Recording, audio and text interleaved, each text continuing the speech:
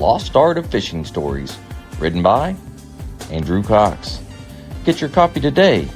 Go to Amazon and search The Lost Art of Fishing Stories.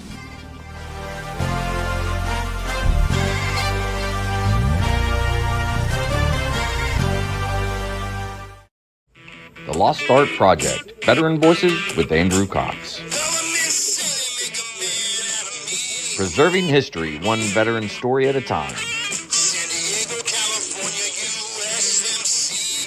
Marine Corps League and Till Valhalla Project Ambassador. Thanks for tuning in to the podcast that's given a voice to our veterans. The Lost Art Project, Veteran Voices with Andrew Cox. Hello, my friends, and welcome back to the Lost Art Podcast. No, the Lost Art Project, Veterans Voices. I screwed that up like it was cool. But thank you for tuning in. If you're enjoying these podcasts, make sure you go to the website. That's thelostart.podbean.com. Go check us out, see what we're all about. There's a couple ways you can help support us. You can go in there. There's a one-time donation link. You can become a patron with a monthly donation. And you can go to the merchandise page and just get you some cool merchandise. And if you have a business, you can advertise right here on the podcast. A big shout out to the Till Valhalla Project out there doing amazing things. If you don't know anything about them, you need to go check them out. If you do know something about them, go back and check them out again. It's an incredible organization. It's tillvalhallaproject.com.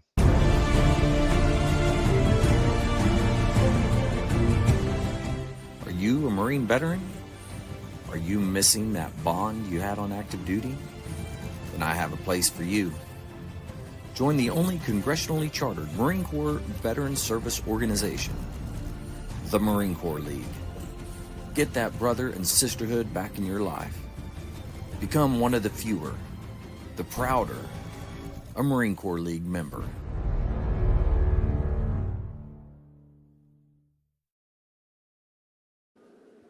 All right, I got our guest here, Mike. Mike, how you doing? Doing great. Great. I'm excited that you're here. I think we're going to have a good time. Well, I hope so.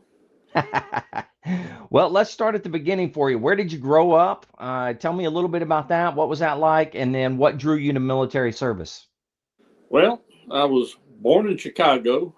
Okay. Grew up in Pittsburgh till the 7th grade. Then my mother moved us to South Florida, where I went to high school, and I got a Navy scholarship through the NROTC program after high school, and went to Auburn University. That was the closest Navy program to South Florida at the time. There were no Navy programs in Florida at all at that time. Went through Auburn, chose the Marine option at the end of my sophomore year, and was commissioned a second lieutenant in 1965 with a degree in aviation management. Oh, very nice. Okay. So, did you go to the schoolhouse and everything, like in between your like one of the years, like during the summertime or anything like that? You mean like summer cruise? No, I don't know what that is. You'll have to explain what that is. I meant go to like officer candidate school and all that stuff. Oh, well, Sorry. Yeah, that as a midshipman, you're commissioned a midshipman in the United States Navy when you show up, which means you're neither fresh nor foul. You're somewhere between officers and enlisted. At the end of your freshman year, you go out to sea on a destroyer or some other ship in the capacity of an enlisted man. You do enlisted man jobs, enlisted man duties, live in enlisted quarters. Then you come back and go to school at the end of the summer. After your sophomore year, you go to, you spend some time either at Little Creek or the West Coast, and then you spend some time in Corpus Christi. For the first is for Marine Corps indoctrination, and the second is for aviation indoctrination. Then between your junior and senior years, if you're going to be a Marine, you go to Quantico. If you're going to be a sailor, You go back out to sea on a ship of some sort, but you do officers' jobs. You live in officers' quarters. So yeah, the schoolhouse, as you refer to it, is what we called summer cruise, summer training, and that goes Okay. over 3 summers. So Wow. That's by the time you graduate, you've done it all, and you stand up. About 2 hours before I got graduated, and held my hand up and got commissioned, and wow. now you are a lieutenant.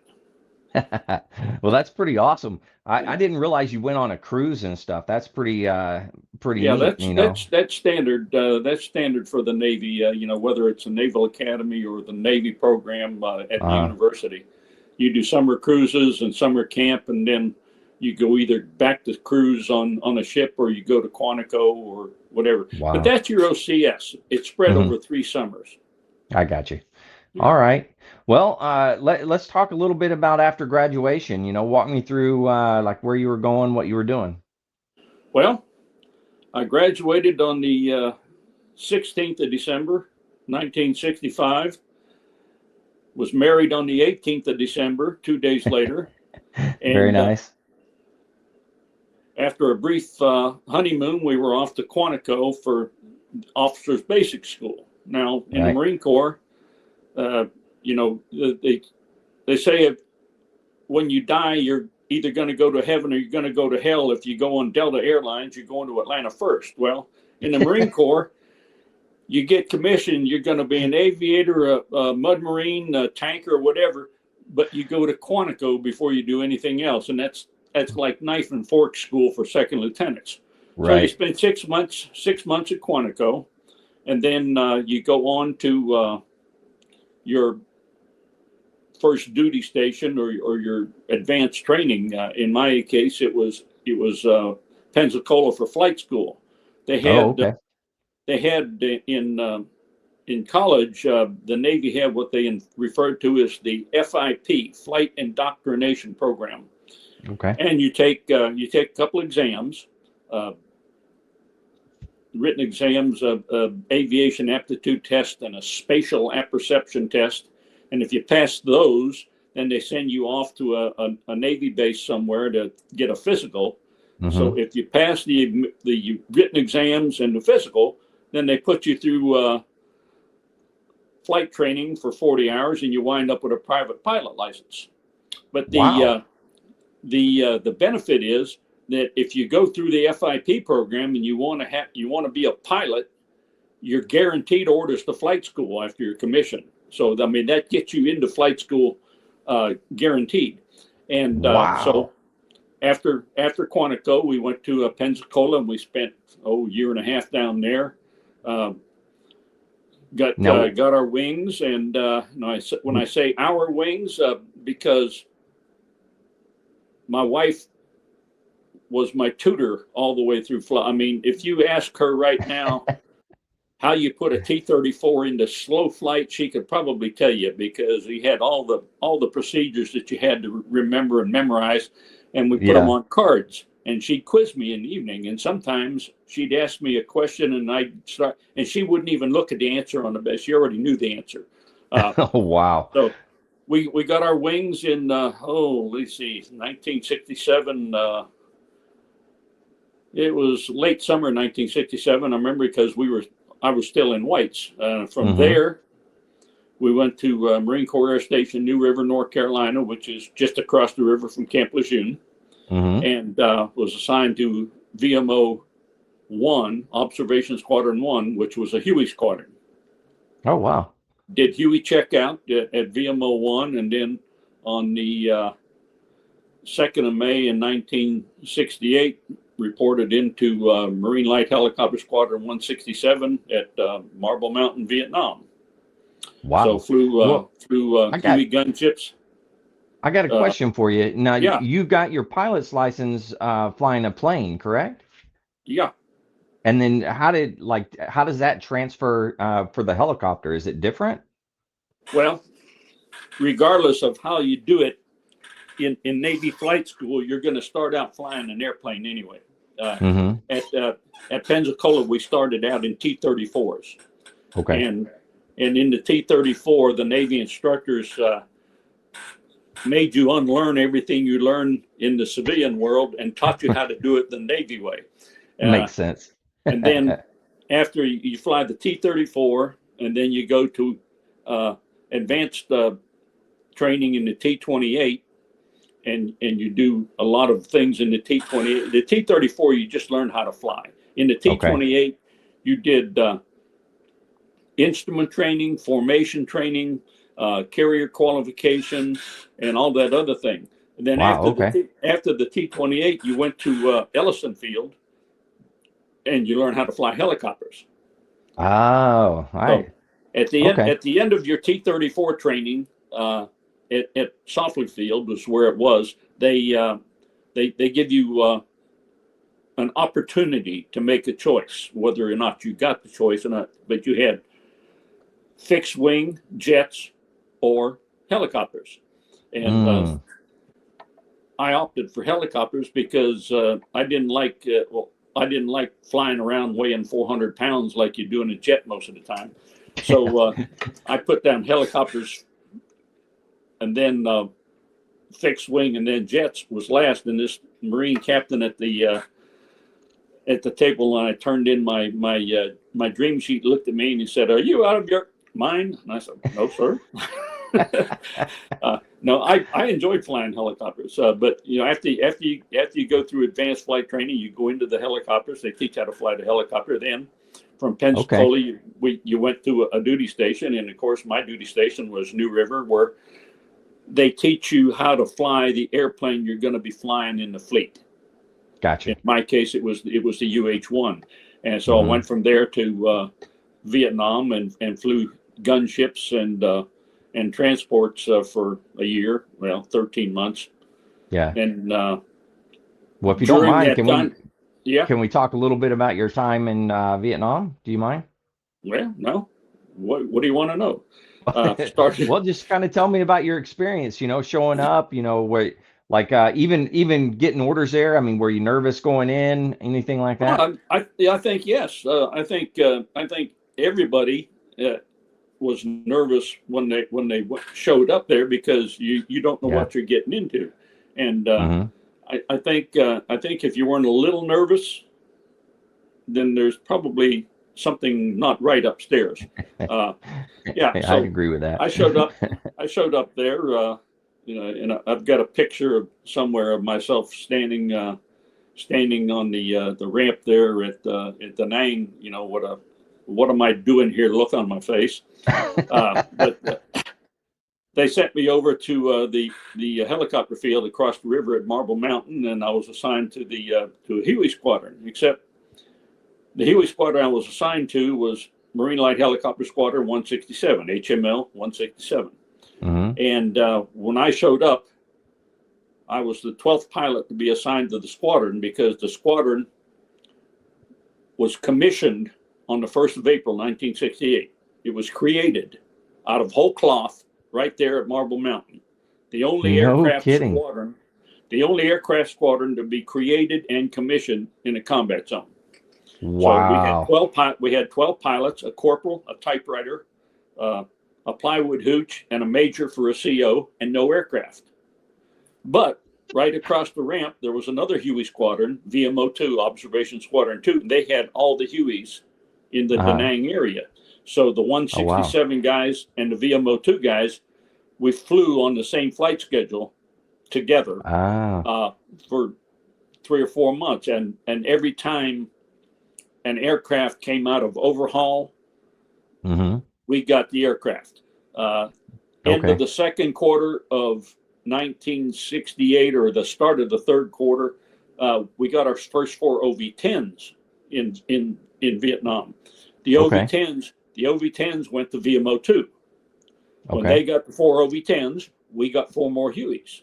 So every time they got an OV-10, we got one of the Hueys. And then in February of 1969, the first 4 Cobras showed up, and they were just Army G models that were taken right off the Army production line. Still painted Army green. They painted Marines on them, and they sent them in. And they came in. It was during February of 69. trying to me, and I don't want to listen to them. There was only 4 Marines checked out in the Cobra. They flew into Marble Mountain, and sitting in the front seat, number 1 was the wing commander, the general. Sitting in the front seat, of number 2 was the colonel, the group commander. Sitting in the front seat of number 3 was the squadron commander, and sitting in the front seat of number 4 was the squadron operations officer.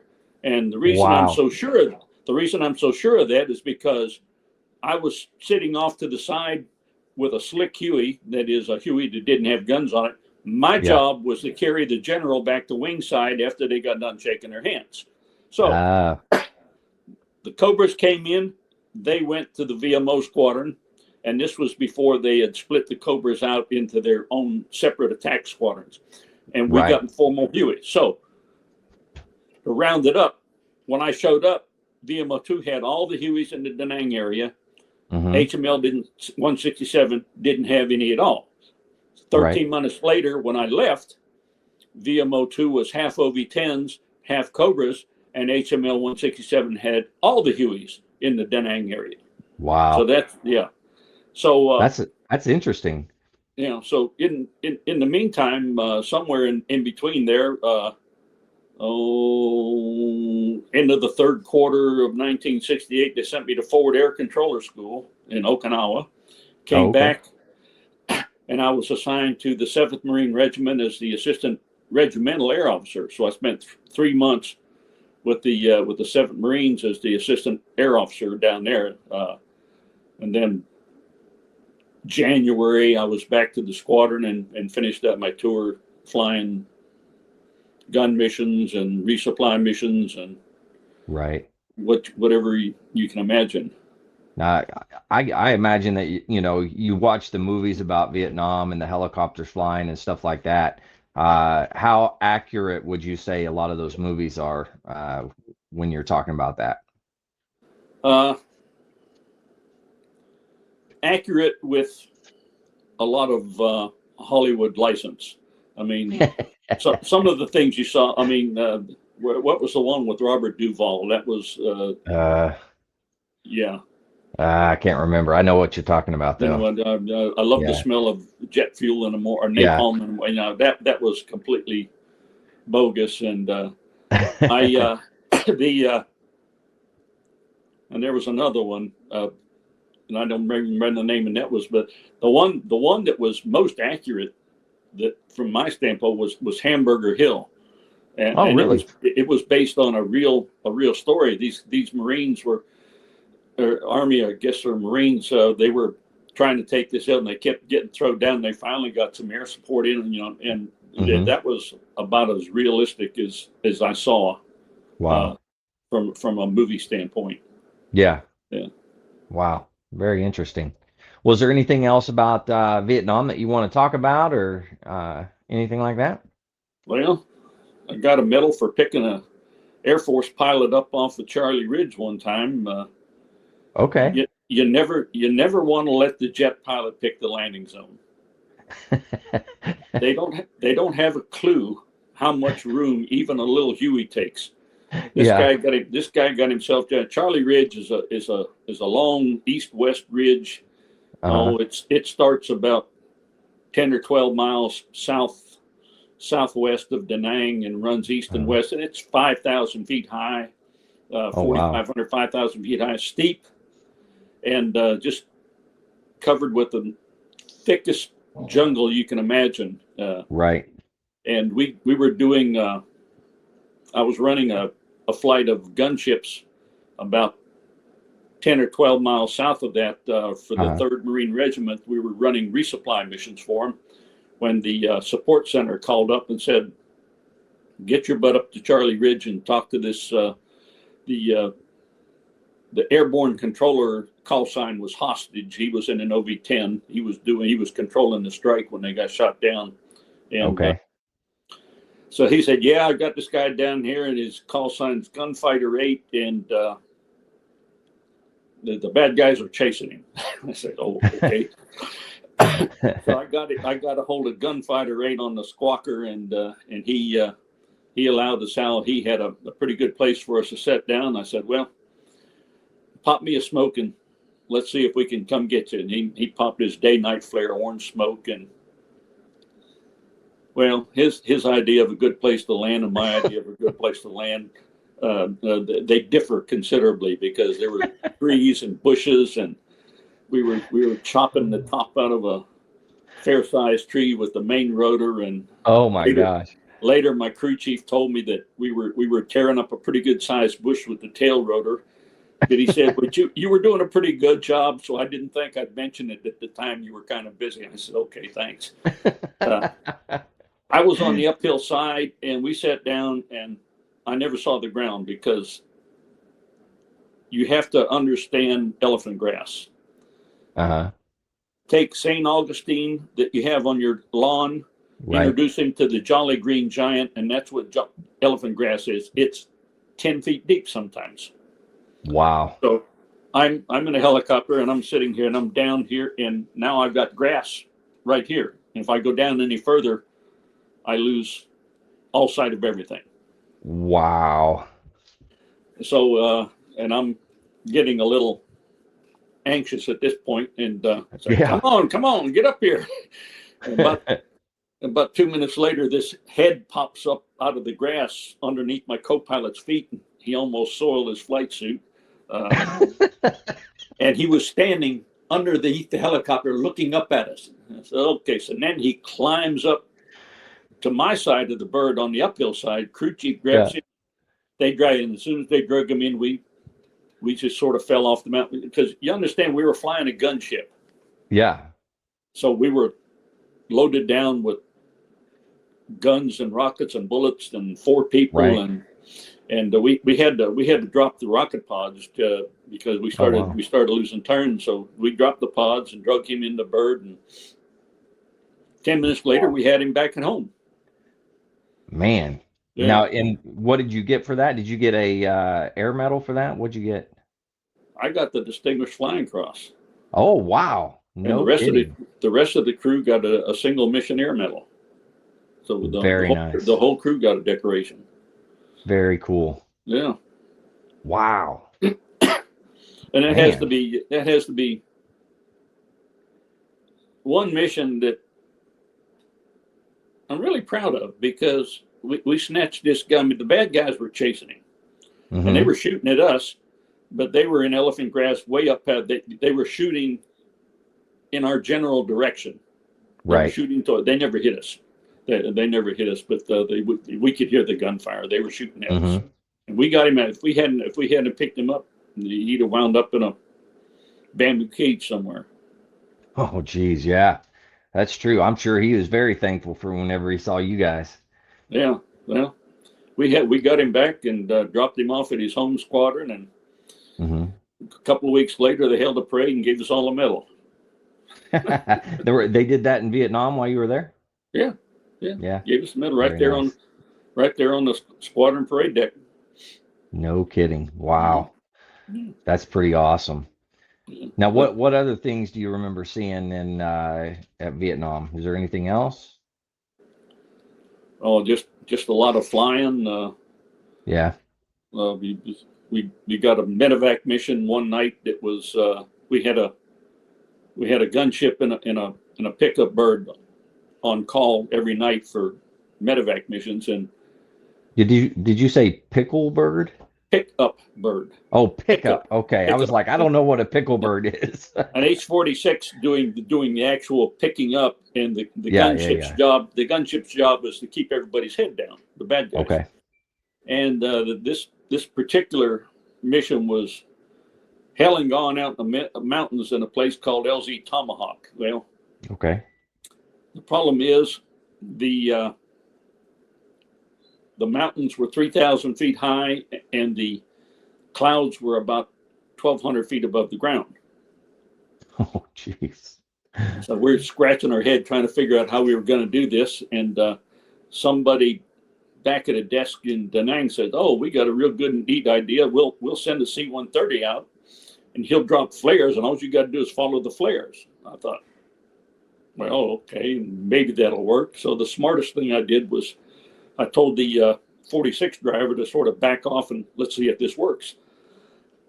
So here comes the C-130 dropping flares. We climb up. Mhm. We're in the clouds. Okay. And following this line of flares. And of course, paying more attention to the flares, because the last thing you want to do is run into a parachute flare with a helicopter, and because that would be just a god awful mess. Yeah, it would. And in a couple of minutes, my gyro spun, and we were sideways, and we come spinning out the bottom of the overcast, going, okay, that wasn't such a good idea. So wow. I said, well, I wonder. So we flew over to the north a little bit, and you have to understand that the ground was black, the sky was black, the air was black. There was, I mean, it was overcast and everything. We flew over toward Charlie Ridge, and I could see the river. The river looked like somebody took a paintbrush and painted a silver streak on the ground. Oh, wow. I said, well, if I can see the river, I can find it, because I'd been out there 2 days before in the daytime, so I knew exactly where it was on the river. Yeah. So I told the 46 driver, I says, okay, I says, put your rotor head in the cloud, turn out all your lights, and stay right behind me. And I turned all my lights on bright, and I was going, ugh, because I figured as soon as I turned my lights on, but nothing. So we go down the river, and I see this little bend. Yep. And we turned around and go south a little bit, and lo and behold, about 2 minutes later, we're talking to the guys on the ground. And so I'm in this valley doing really tight circles. The 46 lands, and I says, okay, when you get ready to come out, tell me, and I'm going to fly right over you. When you see me come over, then you just lift off and get right behind me, and we'll go and go out the way we came in. And we did it, and we got back, and it was one of those, okay, that was interesting. Wow. man, if you hadn't gone up there, 2 days before, you'd have never found it. If I hadn't got, we wouldn't have had a clue where it was. No. Yeah. Yeah. Wow. Absolutely. Yeah. And that's a good thing you went then. Yeah.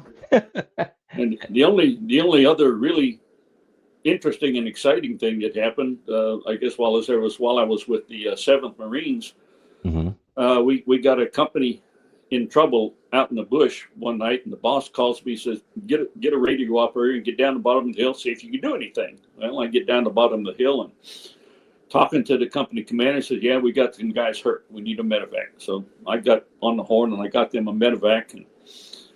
And by the time the medevac gets there, I hand him off radio-wise to the company commander, and the company commander talks him into the LZ. And I'm on the road just south of Hill 55. I'm just outside the wire.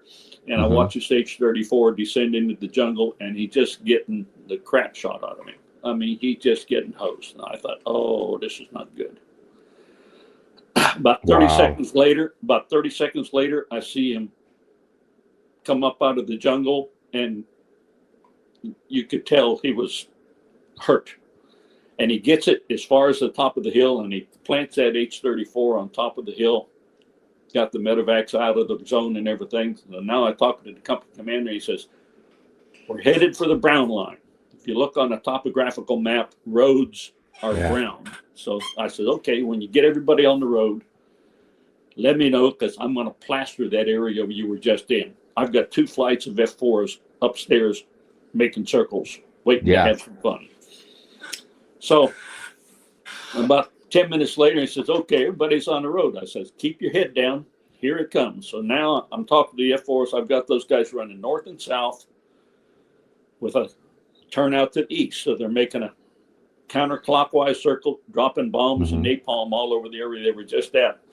Wow. And I'm laying down in the ditch. I'm doing the very best thing like I can to put the impression of my belt buckle into the mud. I mean, I am in the ditch. And here, these mud Marines come up behind me, and I heard this one kid say to his buddy, he says, I don't know who that dumb son of a bitch is, but that stuff's too close. And I turned around, I said, I'm the dumb son of a bitch, and it's going to get closer, so you better get your butt down. And it was it was an interesting evening, and something else that I've remembered, and years later, there's an outfit called Grunt.com. Sergeant Grit. They sell, you know them. They sell anything that got a Marine Corps emblem on it. Well, back in those days, they had a blog going, Okay. where you could post stories about your service and your time in service. So I posted a story about the Hill 55 incident, Yeah. and about 4 or 5 days later, a kid that was actually in that company that night says, "Hey, we were really glad that you showed up." Wow. And so, that sort of made it all worthwhile. Absolutely. Wow. That is phenomenal. Yeah. Wow. So from Vietnam, we got transferred to Hawaii, which was Okay. really good deal. And I was assigned to First Anglico. Anglico stands for Air Naval Gunfire Liaison Company. Since I was a forward air controlled parachutist, the parachute deal came in while I was still in Auburn. In 1965, Fort Benning, the Army made permissive billets for cadets and midshipmen available.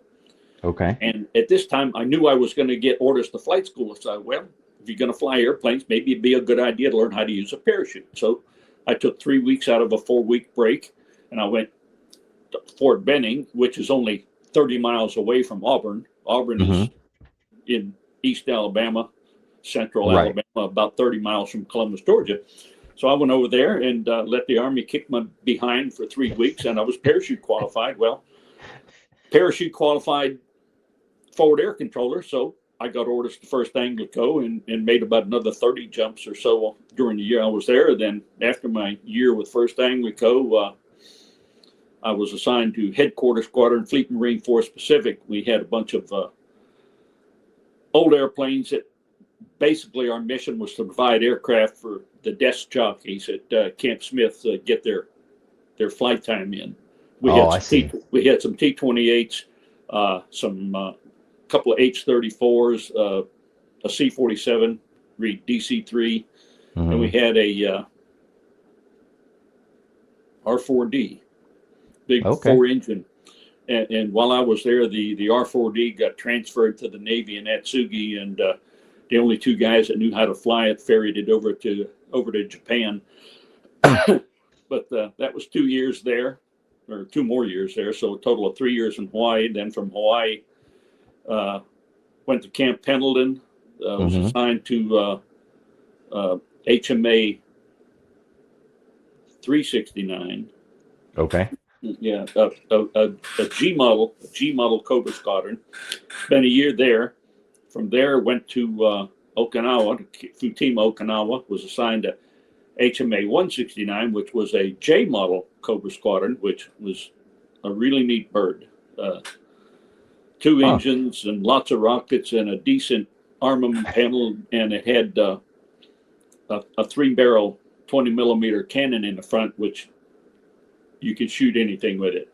Yeah. Then after a year in Okinawa, went back to Camp Pendleton, was assigned to Marine Light Helicopter Squadron 267, flying the same E-model Hueys that I flew when I started. Wow. And then 2 years later, they said, "Oh, geez, we got way too many captains. Thanks for coming to the war, guys. You all go home." Really? Reduction in force. They call it reduction in force. Yeah. Basically, we got laid off. So they made the guys in my year group an offer if we wanted to take a bust to staff sergeant or gunny sergeant and finish out it, because they had 10 years in, finish out our 20. So I thought about it for about that long, because by now I'm like number 12 on the captain seniority list in the entire Marine Corps. Didn't take anything short of a chicken colonel real serious. I said, okay, if I take a bust of staffer gunny, some butter bar lieutenant get up on my face, and I'll wind up in the brig, So no, we took the money and went home. Looked for a job. Now, where was home again? Well, down in Florida? no, we went to Alabama Okay, and parked our camper on my father-in-law's place. Uh, gotcha. my mother had died while we were in Okinawa. I came back from Okinawa early for the funeral, so Okay. that was the only family I had, and so we parked at my father-in-law's place while we were looking for a job, and Mm-hmm. spent about see that was end of June we left, July, August, September, uh, October we got. I was in Dallas interviewing with Texas Instruments, and Okay. they needed a manufacturing engineer, Mm-hmm. and I wasn't really sure what that was going to be. So I called my wife and I said, "You want to live in Dallas?" She said, "Why?" He says, "Well, they offered me a job." I said, "What are you doing?" I says, "I don't have a clue, but they're going to pay us $1,400 a month to do it." And up until now, the best offer I'd had was $600 a month to sell life insurance in California. I'd have just blown my brains out if I had to do that. Yeah. So a manufacturing engineer at Texas Instruments is a salary gopher. You're in charge Okay. of, and it depends on what the project is, the size of the project. You could be in charge of purchasing or manufacturing or assembly or whatever. Well, Right. I was on a small 3-system GPS project, so I was the man. I was in charge of everything, and Mm-hmm. we were making a GPS that was going to go in a Minuteman missile, so they could compare the GPS navigation against the inertial navigation that the Minuteman had. Wow. Okay. Now you got to understand, there are no satellites up yet. We're Huh. making we're making this system so they can try it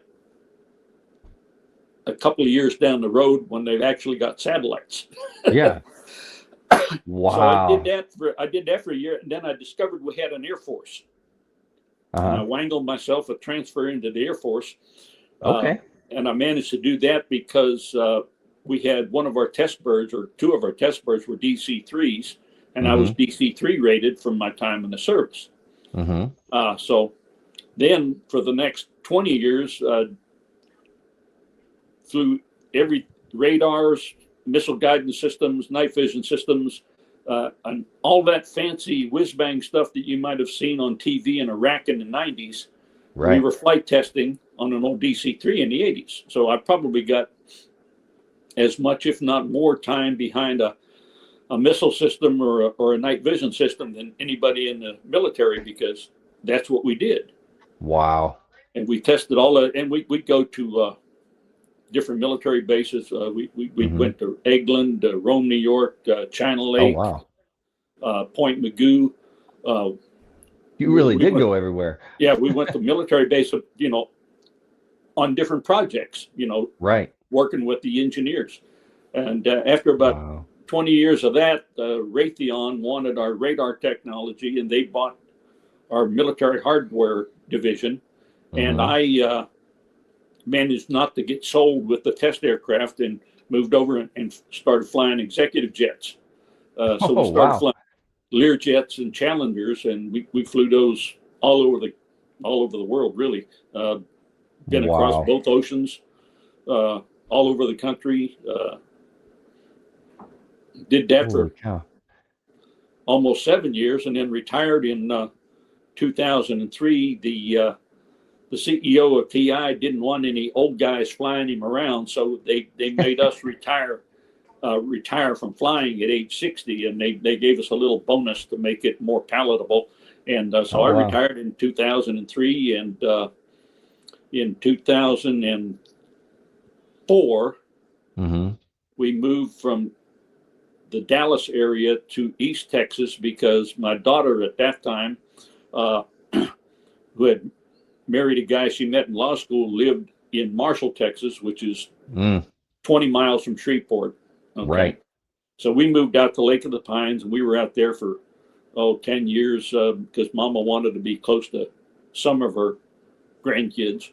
Mm-hmm. And we in 2014 we moved to where we are here in Alabama. We were sitting around one evening out at the lake house, and we were 30 miles from nowhere. Mm-hmm. And we thought, well, at our age, maybe we need to move a little closer to civilization. Mm-hmm. So we thought about it, and we decided to come back to Alabama. My wife's got two sisters and a brother back here, and the four of them hadn't been in the same city or state for more than a weekend in 50 years. Wow. And, well, I mean, because between the military and TI, they had us shipped all over the place. And so we thought, well, the only difference between a 30-mile move and a 500-mile move is the packing, is the drive between the packing and unpacking, because the packing on one end and the unpack is the same, regardless of how the installed, you got us a longer drive. So we moved back here in 14. So we've been here little over 11 years, right here in Millbrook, Alabama. Gotcha. And so you're just you're still retired. I am severely retired. Severely retired. I like severely retired. I don't work. I don't want to have to work. I don't want to work. So yeah. A couple of years after I got here, a buddy of mine, well, he was one of my old crew chiefs from Viet Nam. He says, "Hey, I'm going to go. Do you want to come with?" I said, "Okay, whatever." I don't. So he drugged me up to Hoover, Alabama, which is just south of Birmingham, and introduced me to the Krulak detachment of the Marine Corps League. Oh, so that's how I got tied up with the Marine Corps League, and eventually met you in Dallas. That's right. And so I was with the Krulak detachment for about 4 years, and it wasn't bad, except I could get there. I could get to the meeting in about 50 minutes once a month, but sometimes it would take me 3 hours to get home. Oh my gosh! Same road, but I-60 it just is absolute zoo. And so I transferred. I discovered we had another detachment right here in Montgomery, and I transferred down there, and with the I'm a member of the Townsend detachment of the Marine Corps League right here in Montgomery, and that's a way better drive, huh? Oh yeah, I can be there in just a couple of, and plus the state of Alabama has their department meeting, their quarterly department meeting, right here in Millbrook, because we're about as close as you can get to be in the dead center, geographic center of the state. So everybody comes from all over the state, converges on Millbrook, and they have their quarterly meeting, which some of us go to. And it really ticks some of the guys off. That, well, it took me 2 minutes to get here. Some of these guys drove for 3 hours. But yeah, man. Now, what all have you got to do with the Marine Corps League? Well, I've got to be the detachment commander. Okay.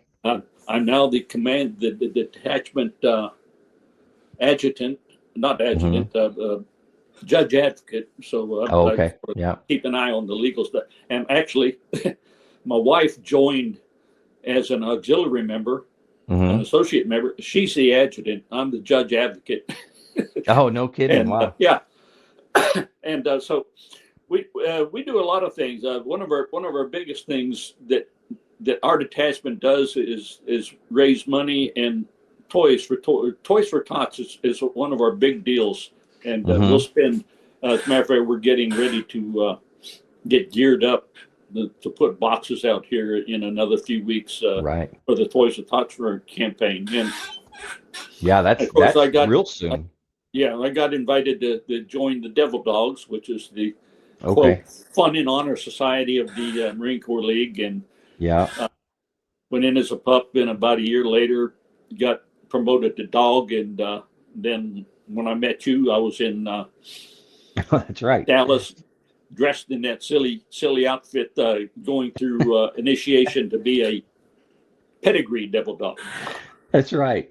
And I got to be honest, I thoroughly enjoyed watching you guys as you were going like back and forth to the conference, and then going back to your meetings and stuff like that. I was cracking up. Yeah. Some of the outfits were just Hilarious. We were the guys with the plastic horses and the plastic. The coconut. That was us. Yeah. Oh man. Yeah, that was a good one.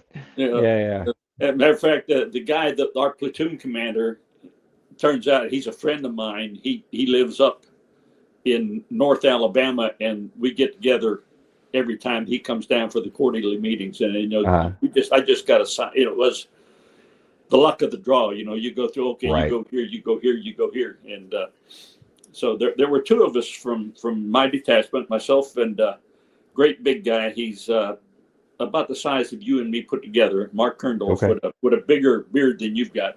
Yeah. And, but we both went to. He was in the first platoon. I was in the third platoon. Third herd is what they call us. Very cool. So we did that this past August, and wow, it's getting along. And besides that, I belong to the Millbrook Men's Club, which is a group of local men, and we get together and we hold 2 barbecue camp stew cooks every year of Labor Day and the 4th of July, and we raise a bunch of money, and the money we raise we use for charity, nice things around the country. And also a member of the MOAA, Military Officers Association of America. Okay. And a buddy of mine conned me into joining it, and 2 days after I joined, I wound up on the board of directors, because the board of directors has got to have a representative from each one of the services. So I'm the token Marine. I see. Okay. So, nice. I can't join any more organizations because I'm running out of evenings to go to the meetings. Yeah, that's true. Yeah. That's pretty wild. I've got, it's pretty awesome. Now with the Marine Corps League, because you had mentioned to me that you were out doing a funeral. So does your detachment go out regularly and do that? Yeah, well, I wasn't. The funeral that I was at today was not associated with. It was a member of our little church here. Oh, okay. I see. And we were attending the funeral. Yeah, but yeah, among other things, when I turned 60, I took up the bagpipes, and I learned how to play the bagpipes after a fashion. I played at several funerals, more than I like to remember. Yeah. And different things. And as a matter of fact, I'll be piping for the we've got another organization that wants me to join, but I'm running out of nights to go to the meetings. But the local chapter of the Viet Nam Veterans Association on Memorial Day on November 11th, they're having a ceremony at the Viet Nam Veterans monument down in Greenwood Cemetery, and they asked me to come down and play Amazing Grace for their ceremony, so I'll be doing that. Wow. That's awesome.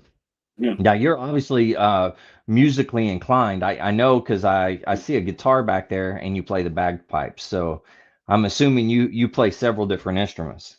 Well, I don't play the guitar as well as I used to, because I screwed my hand up, but I don't know whether you could. Oh, the banjo over there, yeah. Back there. I made the banjo. I bought the hardware. I made it. I built it from scratch. The only thing I bought was the hardware. No kidding. That's awesome. Yeah, I've always liked music, and I grew up playing the guitar. Then I took up the pipes and sing in the church choir. Okay. I'm the bass section all by myself. I'm the only one that can hit the low notes. You are the bass section. I see. Yeah. That's good. I say I've been married it'll be 60 years come December. Oh, wow. Yeah. That's awesome. Congratulations to you both. That's a feat in itself right there. Yeah. 2 children, 1 son, 1 daughter.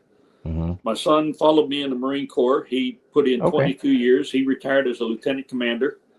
He is now a 757 captain for FedEx for another about another 2 or 3 years, and then they're going to throw him out because he'll be too old.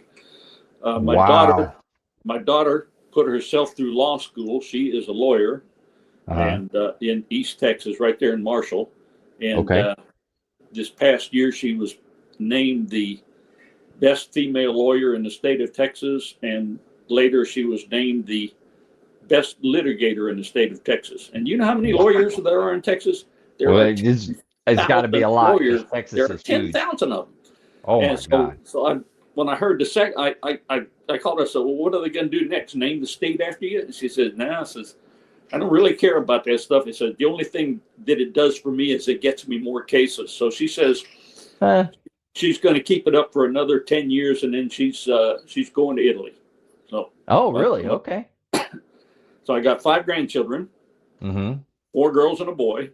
The Okay. 2 oldest girls are my son's girls, Emma and Natalie. They are both airline pilots. Oh, are you serious? Wow. I'm serious. Okay. They both when they graduated, they both got hired by SkyWest. Emma made Okay. captain at SkyWest, and in the last couple of months, she transferred over to fly the Big Iron for UPS. Okay. Natty is she's about to be a captain. As soon as they give her a slot in school, she'll be a captain with SkyWest. Wow. My third granddaughter, which is my daughter's oldest, is she started this past Monday pursuing her Master's of History at the Awesome. University of Edinburgh in Scotland. What? Yeah, No that's kidding. exactly what I said when I heard it. What? Yeah, they Wow. took her and dropped her off. Her mom and dad went with her, and they got her settled in. So Uh-huh. she's going to do her master's in history at Edinburgh. Maggie, Wow. number four granddaughter Maggie will be graduating from University of Texas this May, and Okay. the youngest one, Walt, he's a freshman down at UT. He Okay. started this fall. So, and Wow. believe it or not, and I got to brag. I mean, as long as we're going on Yeah, record, I yeah. got to brag Brag. Let's because do it. all 5 of them Uh-huh. were the valedictorians of their high school class. All No 5. way. Yeah. All The 5? two oldest ones graduated from college magna cum laude. Wow. Kate graduated cum laude. One of her professors gave her an A minus, what really ticked her off. So she had straight A's and 1 A minus. Oh my God.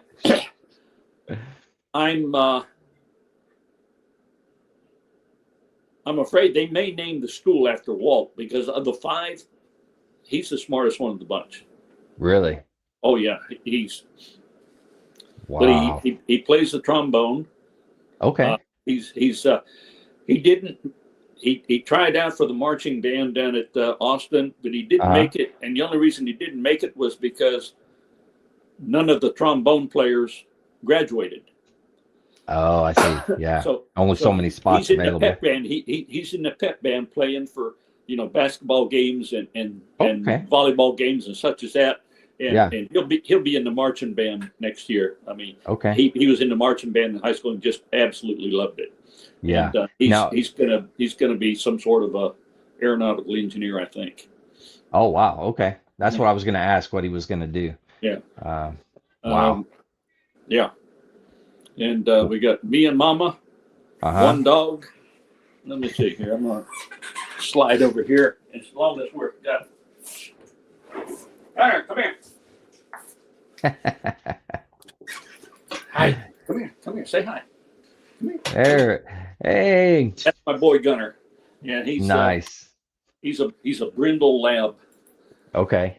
and he's just a big goofball.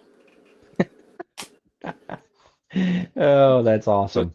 So it's me, Mama, and Gunner, and one cat who's yeah, okay, I'm in here. I'm talking to somebody else. He's also very jealous. Yeah. He hears me talking to you, and Oh, yeah. he wants the attention. Oh, I understand. Yeah. Yeah. Well, thanks for coming on and sharing your story and telling me about your amazing family. Oh my gosh. Yeah, no, Incredible. Yeah, I think so. You know, and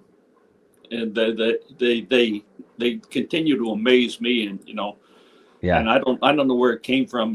They say things skip a generation. I was just glad to graduate. I just I was a B student in college. And I was happy. With Yeah. that. So. Uh, Wow. That's incredible. Well, as we approach the end of a podcast, I always ask these rapid fire questions if you're sure. willing to answer some. All right. What is your proudest military moment? The proudest military moment, I think, was when I yanked that kid off of Charlie Ridge. That's a good one. Yeah. Yeah. I like that. What is your most embarrassing military moment? Most embarrassing military was I had been about a midshipman about a week at Okay. Auburn University, and each Navy unit at each university has, of course, a military staff and a unit gunnery sergeant. Uh-huh. And my freshman year at Auburn was Gunnery Sergeant Henry's first year there. He came to Auburn right off of the drill field at Paris Island, where he was the Okay. chief drill instructor on the motivation platoon. If you've Oh, I ever, see. Gunny Henry invented the sand pile. The sand pile gets moved around the island 100 yards at a time, 2 fire buckets at a time by the guys that need a little motivation. Well, like I said, I've been a midshipman for about a week. I was in the Navy office trying to find something that I was supposed to do, and the gunny was standing right behind me, and I turned around and I said, "Hey, sir," and that's all I got out of my mouth. He informed me in no uncertain terms that he was a gunnery sergeant in the United States Marine Corps. I could call him gunny, I could call him gunnery sergeant, but if I ever call him sarge again, and I'm going, oh shit. So that was, yeah, that probably counts as being fairly embarrassing. Yeah. Yeah, that's a good one too. I like that. Oh my gosh. All right. If you could be one military leader for a day, who would that be? Oh, General Krulak. Ooh, yeah. Yeah. Yeah. The That's a brute. good one. Yeah. All right. Where's it at? What is one lesson or skill that you learned that you still use today? Take care of your people. Mm. Yeah, that's good. If you take care of your people, they'll take care of you. That's right. Yeah, absolutely. All right. In the zombie apocalypse, what would be your weapon of choice and what anthem would be playing? Zombie apocalypse, what we be? A Scottish broadsword, and they'd be playing Scotland Forever on the pipes. Whoa. Okay. Man, that was good. That no one's ever said that before. I can tell you that. That's cool. I like it. All right. What animal best describes your time in service? Oh, what animal? Oh, Lord. A lion, I guess. I mean, we were all the time getting into trouble and causing all sorts of havoc. So I don't know, a lion probably. Okay. Yeah, I like that. All right. Knowing what you know now, would you do it all over again? Yes, I would. Yes, I Awesome. would. I mean, it was 10 years, and I was very upset when I was let go, that I was Hmm. told that I had to leave, and but I would do it all again. Yeah. Very I nice. mean, some of the things we did were, they weren't earth shaking, but Hmm. for somebody they were. Yeah. They weren't earth shaking in general, but they were earth shaking for a couple of people. Yeah. I mean, if you bring a guy home, you know, Yeah. that's and the other organization I belong to is the Marine Corps Combat Helicopter Association. Okay. Pop the smoke. And our motto is, the best medal is a live Marine. Wow. That's Yeah. good. Yeah. That's And really good. we're helicopters. We're all about taking care of the troops and Yeah. taking care of our Marines, and Hmm. That pretty much says it. Yeah, absolutely. That's good. Let's see. Okay. Now, what words of wisdom do you have for our listeners? Words of wisdom. Do your job. Don't sit on your tail. Get up and do something. Either lead, follow, or get the hell out of the way, because we don't need any more wallflowers. We need people with some gumption and some action. Yeah, absolutely. Wow. Well, thanks for coming on and doing this. It's much appreciated. Hopefully you had fun. Oh yeah, it was neat, really. Yeah. Well, if there's anybody else out there that would like to tell their story, by all means, send them my way, and we'll get them all set up, and they can tell their story too. Great. Yeah. All right. Well, hey, I close out every podcast by talking about veteran suicide and ways that they can go get help. So I'll go ahead and do that. For all the listeners out there, if you're struggling, need help, anything like that, don't forget the VA has some great resources. You can always dial 988, press option 1. You can always text 838-255, or you can go to veteranscrisisline.net and click on the chat icon. Any of those options will put you in contact with somebody that can help you out. But remember, one veteran life loss is one too many. I care about you. I know Mike cares about you. The whole veteran community cares about you. So please reach out for help. And if you're out there, you're not struggling, reach out to the buddies you served with, ask how they're doing. And if they need that helping hand, please give it to them. All right, Mike, thank you very much. It's been a blast. To all the listeners out there, stay motivated, change your socks. Thanks for tuning in to the Lost Art Project Veterans Voices podcast. Our mission? Simple. Preserve history, one veteran story at a time. If you'd like to support this work, consider making a donation or sponsoring an episode. Every contribution helps us capture and share more stories for future generations. You can learn more and give at thelostart.podbean.com or by clicking the link in the episode's description. Stay motivated, change your socks, and remember, every story matters.